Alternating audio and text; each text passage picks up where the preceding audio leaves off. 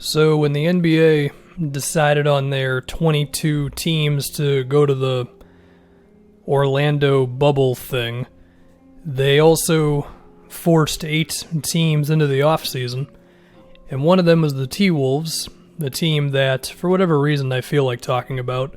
It seems like this offseason could be a pretty important one for Minnesota between the draft pick, free agency decisions, which are mainly what is it going to take to re-sign Malik Beasley, but Juan Hernangomez matters a little bit too.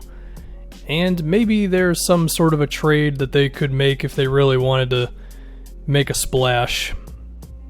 So anyway, the first thing that I do want to talk about though is the draft pick. Now, of course the lottery is tough now. It's almost impossible to predict. Minnesota could get number 2, they could get number 7 or 8 or something, you know. Now their odds are pretty good. They've got the 3rd worst record in the league, tied with Cleveland. So maybe they could get 4th pick, 5th pick, 1st pick. We'll just assume at the absolute worst they would get like number 6 or so. Okay? Well, the question is, what would the Wolves really want? What type of player do they need and all that stuff? Well, assuming they can re-sign Malik Beasley, which to me at the most would take about $17 million a year. Of course, because the salary cap is probably going to be lower next season and potentially for a couple years, that does make any free agency conversation difficult. But I'm just going to guess Beasley will be on this team next year. He was really good. I mean, he was putting up 20 a game for him, shooting a lot of threes, creating some shots, playing off the ball. I do like the idea of him, Towns, and D'Lo as your 3 scorers, and then you kind of build around that.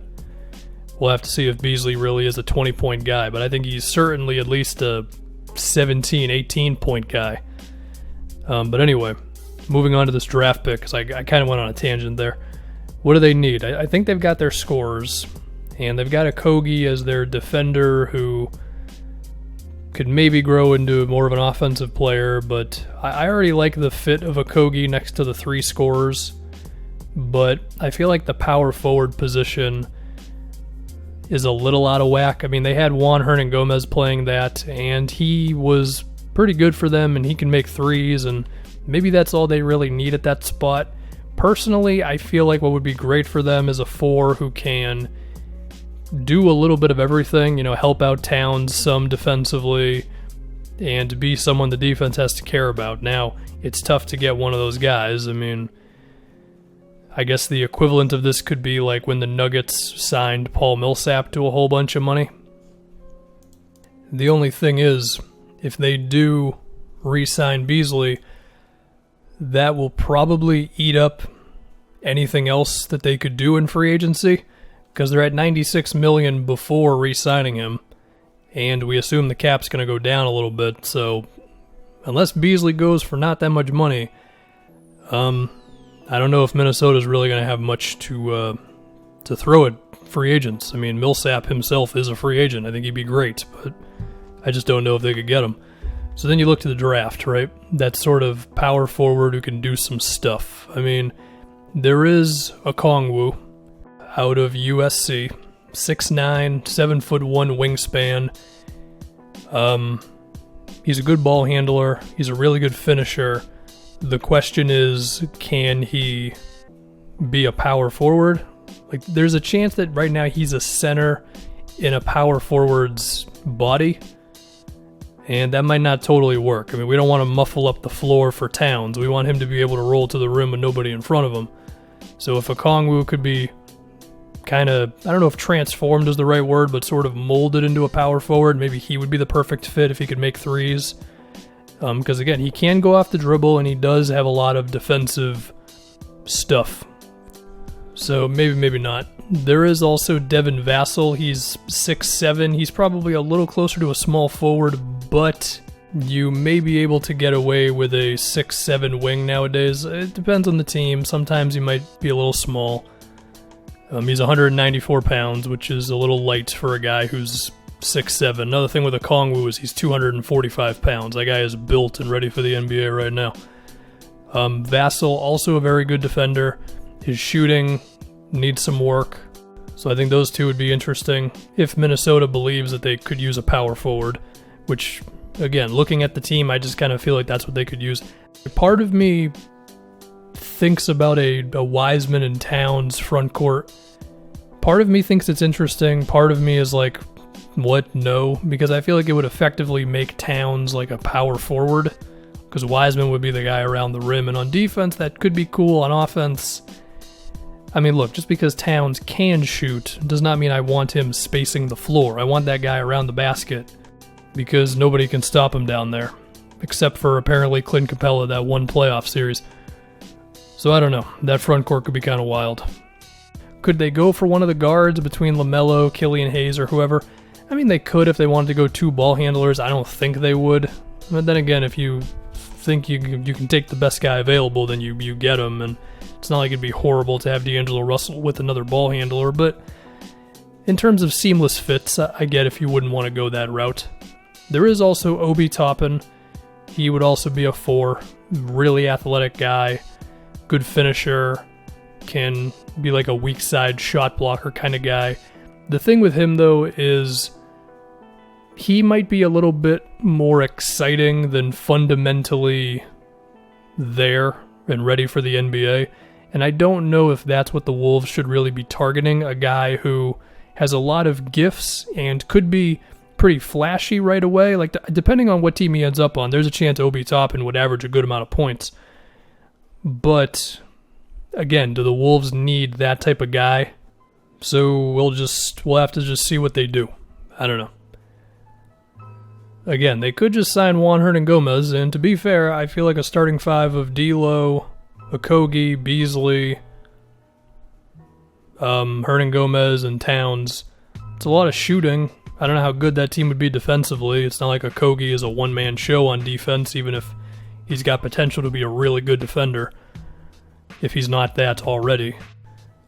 So, yeah, like a 2-way power forward could be cool. In terms of underrated guys who could maybe help out the Wolves there, again, it's tough because we don't know what the cap's going to be. And assuming they sign Beasley to, I'm just going to say it's $15 million a year, or $15 million for 2021 at least. And that would put him at $111 million just from that alone. And then if you want to talk about Hernangomez and also their draft pick, as well as the Nets pick, which they could use, maybe they trade it, maybe they don't.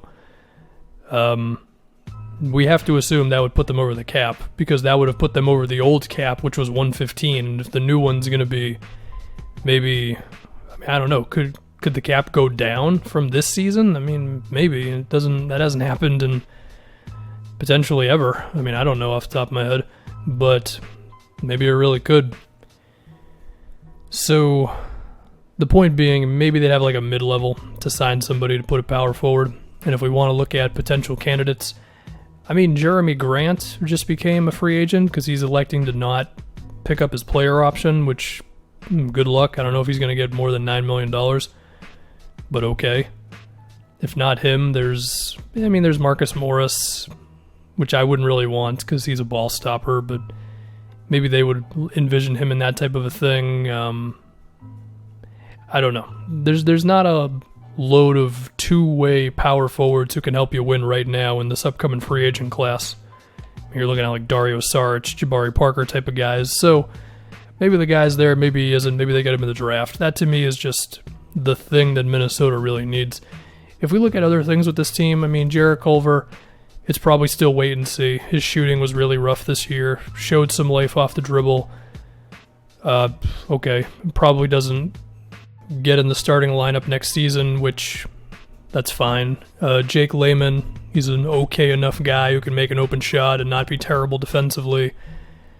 James Johnson, I mean, I guess if they wanted to get really wild, they could pair the Nets pick with James Johnson's $16 million expiring and make a move, but I would understand if they wouldn't.